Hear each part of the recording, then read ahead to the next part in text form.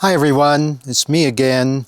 I get a lot of questions about anesthesia from pet parents, so I'm going to answer the most common ones.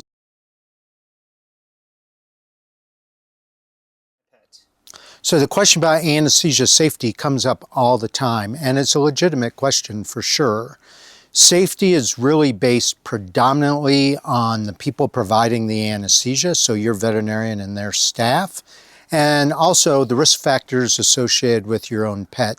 And risk factors can be related to breed, gender, underlying disease, and some genetic issues.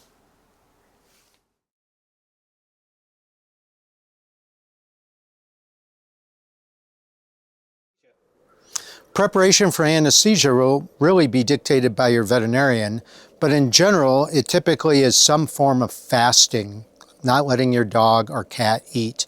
That's usually around 8 hours. Most veterinarians will allow you to give your dog or cat water up until 1 or several hours before the procedure.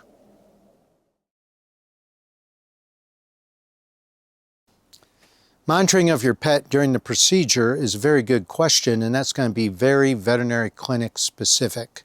But hopefully, the bare minimum, which would be an EKG to monitor heart rate and rhythm.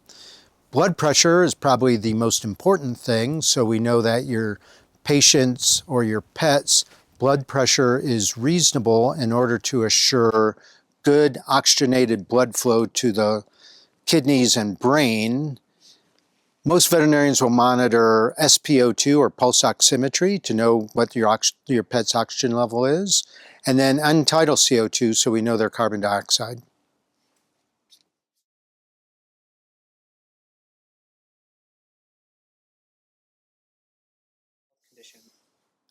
The real risk associated with anesthesia is predominantly related to underlying disease. So if your pet has significant underlying disease, whether that be heart, lung, liver, or kidney, the risk is a little greater.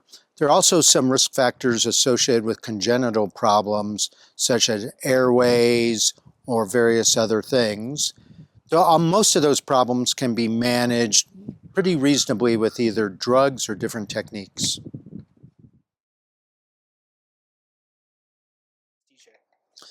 Your pet's recovery from anesthesia will really be dictated by the drugs that were administered.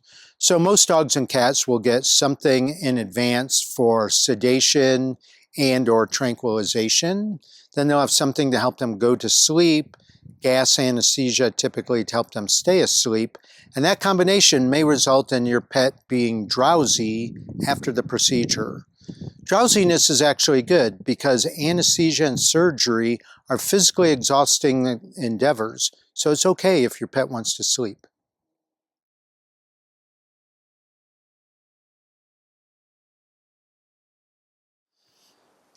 As your pet, dog or cat, has higher risk factors, your veterinarian may recommend either a veterinary anesthesiologist like myself or a VTS, a veterinary technician specialist in anesthesia. A VTS in anesthesia is a technician who has significantly more training than an average technician and can provide a higher level of care.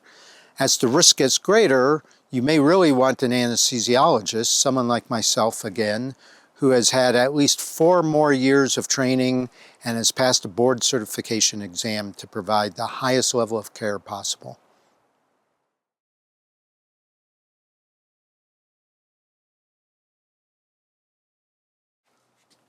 So a lot of people wonder if specific breeds have higher risk factors. Some of the highest risk factors potentially are with brachycephalic dogs. Brachycephalic dogs are really well known to people who already have them. For those of you who don't know what that means, those are the dogs with the really short noses, like pugs.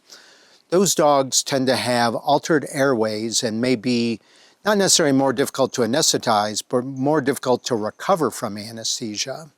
Your veterinarian can guide you on that. Those are typically patients that may go to a referral center for some procedures in advance of others, or a veterinarian may want an anesthesiologist or a VTS in anesthesia to help them out.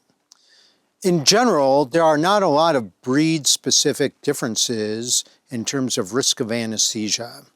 We know that sight hounds, they're not really a greater risk, but they may have longer recoveries due to slower metabolism of drugs.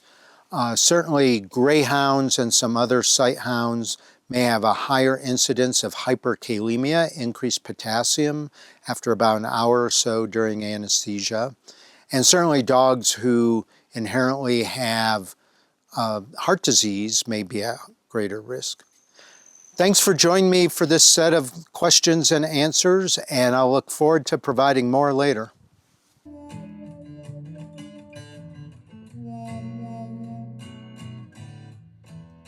I had a black dog,